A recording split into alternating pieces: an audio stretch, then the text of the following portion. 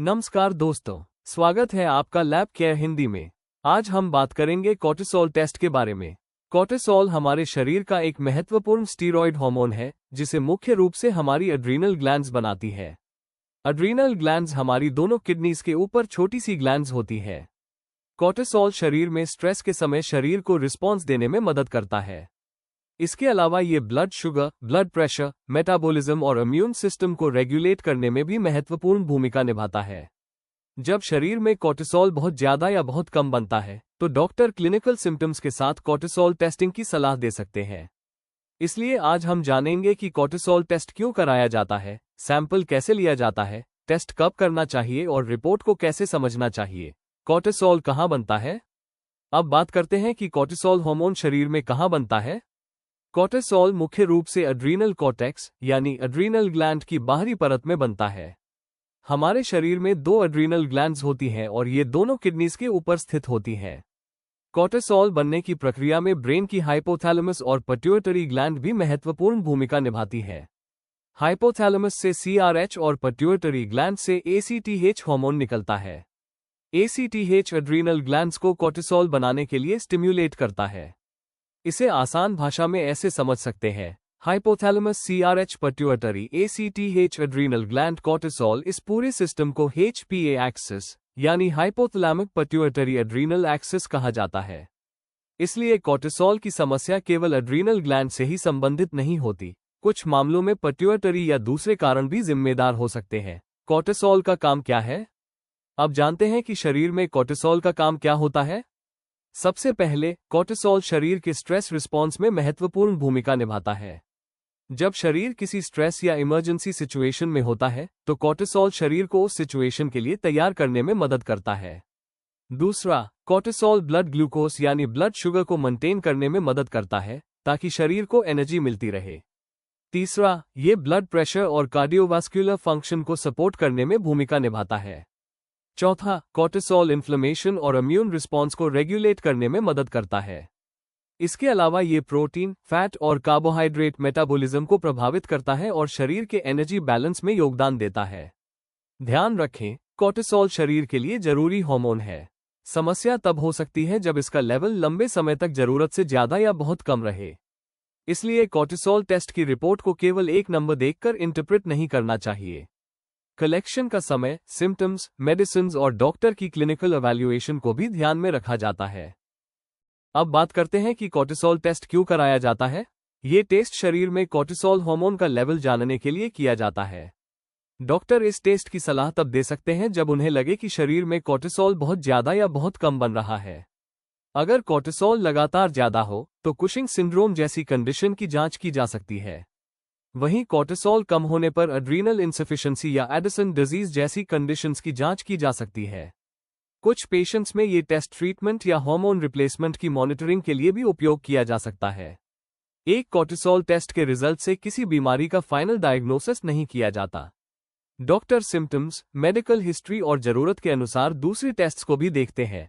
अब जानते हैं कोर्टिसोल टेस्ट के लिए सैंपल कैसे लिया जाता है।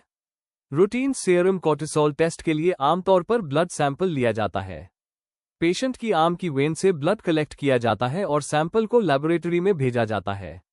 सीरम कोर्टिसोल के लिए कई लेबोरेटरीज में सीरम सेपरेटर या जेल ट्यूब का इस्तेमाल किया जाता है। कुछ लेबोरेटरीज में रेड टॉप ट्यूब भी स्वीकार की जाती है। ट्यूब का सिलेक्शन हमेशा अपनी लैबोरेटरी के एसओपी और संबंधित टेस्ट किट, एनालाइजर की इंस्ट्रक्शंस के अनुसार करें। कोर्टिसोल की जांच केवल ब्लड से ही नहीं होती। क्लिनिकल रिक्वायरमेंट के अनुसार सलाइवा या यूरिन से भी कोर्टिसोल टेस्टिंग की जा सकती है।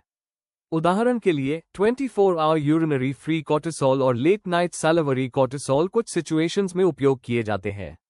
सैंपल कलेक्शन के समय पेशेंट की सही आइडेंटिफिकेशन, प्रॉपर लेबलिंग और सैंपल हैंडलिंग बहुत जरूरी है ताकि रिपोर्ट एक्यूरेट रहे। कोर्टिसोल सैंपल कब लेना चाहिए?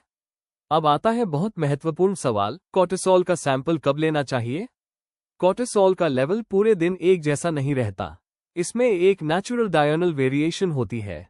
आमतौर पर कोर्टिसोल सुबह के समय ज्यादा होता है और दिन बढ़ने के साथ इसका लेवल कम होता जाता है।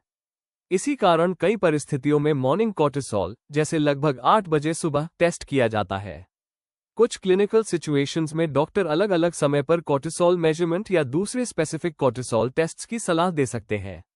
इसलिए कॉर्टिसोल टेस्ट में सैंपल कलेक्शन का समय अगर आपकी लैबोरेटरी या डॉक्टर ने किसी पर्टिकुलर टाइम पर सैंपल देने को कहा है तो उसी समय सैंपल देना चाहिए। इसके अलावा स्ट्रेस, बीमारी, हैवी एक्सरसाइज और कुछ मेडिसिन्स कॉर्टिसोल लेवल को प्रभावित कर सकती हैं। कॉर्टिसोल की नॉर्मल रेफरेंस रेंज कितनी होती है?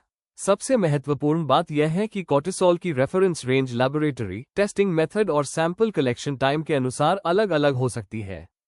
उदाहरण के तौर पर कुछ लेबोरेटरीज एडल्ट सीरम कॉर्टिसोल के लिए मॉर्निंग और आफ्टरनून की अलग रेफरेंस रेंजेस देती हैं।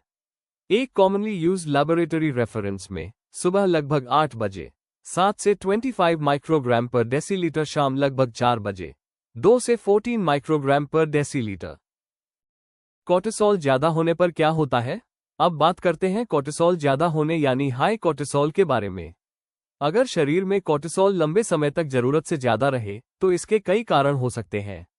एक प्रमुख कारण कुशिंग सिंड्रोम हो सकता है। इसके अलावा एड्रीनल ग्लैंड या ACTH बनाने वाले कुछ ट्यूमर्स भी कॉर्टिसोल बढ़ा सकते हैं। लंबे समय तक स्टीरॉयड मेडिसिन्स जैसे ग्लूकोकॉर्टिकॉइड्स लेने से भी शरीर में कॉर्टिसोल के इफेक्ट्स बढ़ सकते हैं।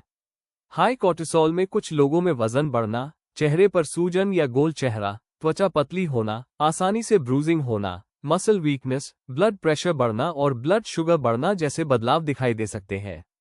लेकिन इन सिम्टम्स का मतलब यह नहीं है कि हर व्यक्ति को कुशिंग सिंड्रोम ही है।